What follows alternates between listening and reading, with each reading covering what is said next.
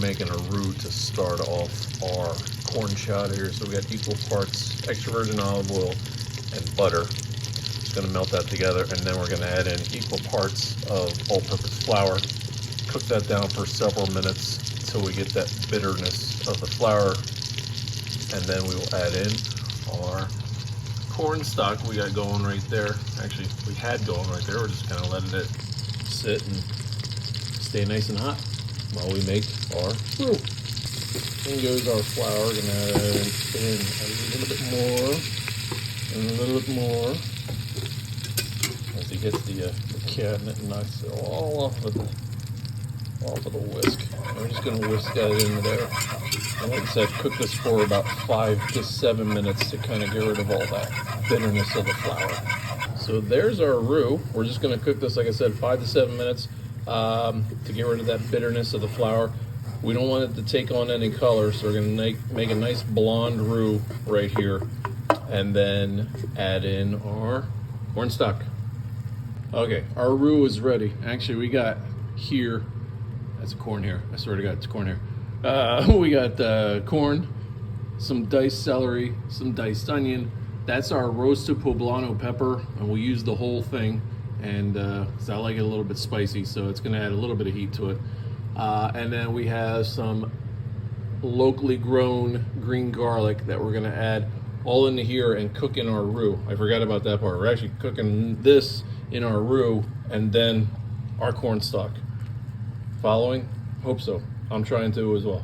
Okay, can you hear that? Sizzling up, cooking inside of the roux. We're gonna let that cook for a few minutes. We're gonna add a little bit of salt and pepper to this as well, as of right now there's no salt in there. Obviously we'll adjust the seasoning when we get toward the end, but we're gonna add in a little salt and pepper while this cooks down. Okay, salt and pepper's in there. You can see it right there. I was about ready to break in the song, but then with copyright infringements, I better not do that. I was gonna break in this thing and push it, but then I thought that would be pushing it, so we're not gonna do that. Okay, so we are ready to start adding in some of our corn stock here. So a couple of ladles worth, and then we'll just stir this all together. That roux will start to tighten everything up nice, so you can see it's working already. So it's gonna get nice and creamy and thick, which means we can add more, which we will. Our second batch of stock in there, thickening up, looking good. As you can see, the more stock we add, the soupier it winds up getting. Splash, that was a nice shot. But yeah, starting to look good. And we will just keep on cooking this low and slow. We're gonna add more stock to this as well. Okay, so we are soupied up right there. We're gonna let this cook low and slow for a good 15 minutes, and then we're going to add in our diced potato. We don't want them to overcook, obviously, so we don't want to put them in too early. We just want to plop them in long enough that they can get soft and you know, to the tooth kind of a bite to it. So we're gonna let this cook, bring to a boil, let simmer, like I said. Okay, so our potatoes are gonna go into our bisque right now, and we'll let them cook until they're nice and tender. So once again, try to cut it as evenly as possible so they cook evenly. I left a little bit of skin on just for the, you know, the rusticness of it, you know. So, but you can peel them all the way down if you want, or leave them like I did, just kind of semi-peeled, and then dice it up. There you go.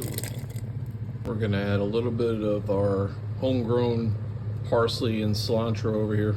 As you can see, the cilantro is starting to flower out a little bit, so trimming that back. But we're gonna chop that up and add that into our soup last minute. We're also gonna chop up one of our tomatoes that we got from Barbee Farm as a garnish to our soup. We also put in a bit of cumin, a little shot of Cholula, and then finishing it with heavy cream. And then we're just gonna bring that back up to a boil and then serve.